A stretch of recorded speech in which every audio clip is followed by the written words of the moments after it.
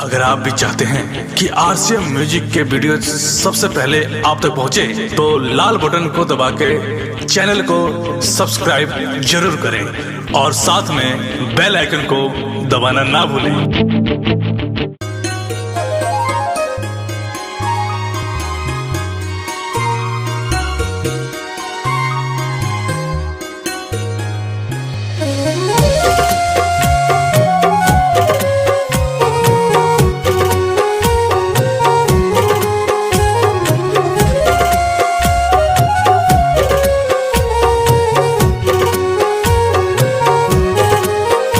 किस्मतिया के पाना ये खुदा जाने कहाँ आई बदुए लिखा। किस्मतिया के पाना ये खुदा जाने कहाँ आई बदुए लिखा। जेके प्यार करी दिल से, जेके प्यार करी दिल से छोड़ दिल बारी बिचही में हाँ। किस्मतिया के पाना ये खुदा जाने कहाँ आई बदुए लिखा, जाने कहाँ आई बदुए लिखा।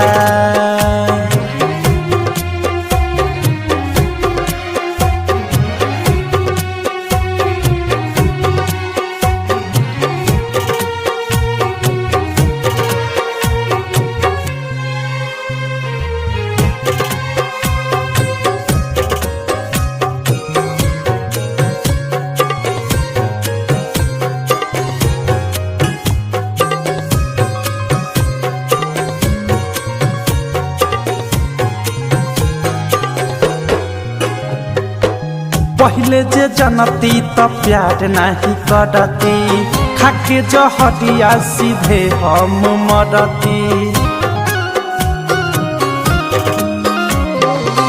पहले जे जनती तो प्यार नहीं करती, खाके जहरिया सीधे हम मरती।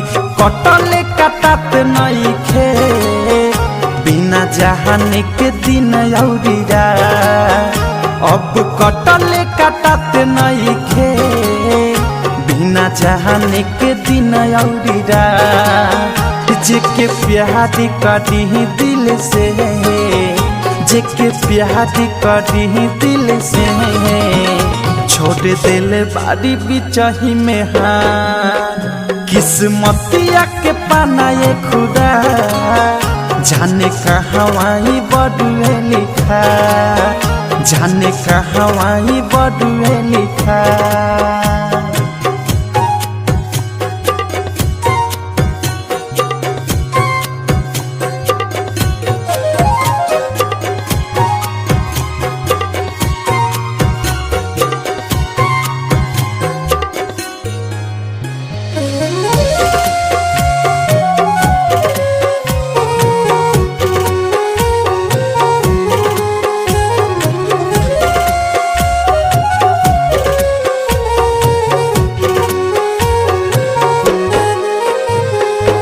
सपना सजावल बेकार सारा कैली, औधे से प्रेमी के धोखा दे गईली।